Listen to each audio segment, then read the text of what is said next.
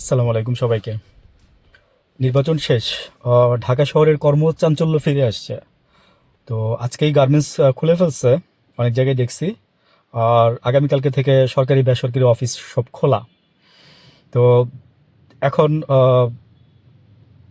2-3 দিনের মধ্যে আপনার 17 তারিখের মধ্যে সবাই শপথ নিয়ে নিবে, যারা জিতছে বিএনপি থেকে।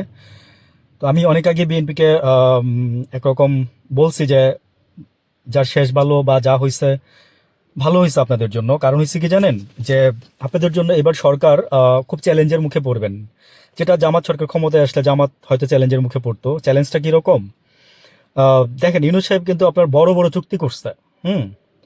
তো এই চুক্তিগুলোর বিষয়ে আপনারা তো দেখতে হবে। তারপরে হচ্ছে জুলাই সনদে হ্যাঁ ভোট জয়ী হয়েছে।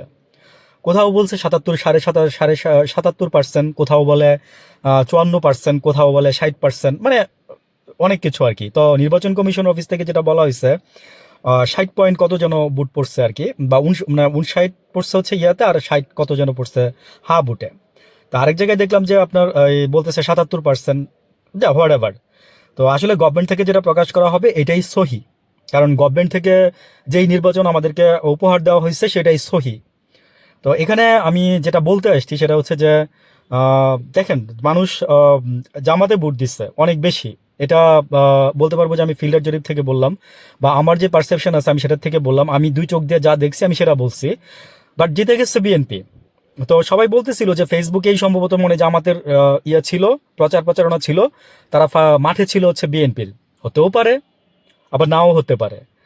তো আমার ভোট আমি দিব, যাকে খুশি তাকে দিব, তাই না? তো ভোট দিয়ে আসছেন আপনারা ঠিকই, কিন্তু জিতছে হচ্ছে বিএনপি। তো বিএনপি তো আর এমনি জিতে নাই। তো বিএনপি তো এমনি জিতে নাই। বিএনপির জেতার পিছনে দুইটা কারণ আছে।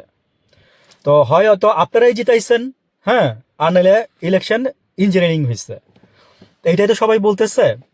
তো আমি সবার কথা কোট করেই বললাম। তো আমি যেটা মূল একদম একটা মেসেজ দিচ্ছি সেটা হচ্ছে যে বিএনপি হচ্ছে একটা ব্যবসা বান্ধব সরকার। এটা আমরা অনেক আগেও দেখছি। আমি অনেক আমার আগের ভিডিওতে বলছি যে বিএনপি একটা ব্যবসা বান্ধব সরকার। তো ব্যবসায়ীরা এবার খুশি থাকবে আমি জানি। জায়গা জমির দাম বাড়বে দেখবেন। হ্যাঁ, এই যে ঢাকা শহরে যে এত ফ্ল্যাট দেখতেছেন, এত কিছু হয়েছে, এটা সব বিএনপির আমলে হয়েছে।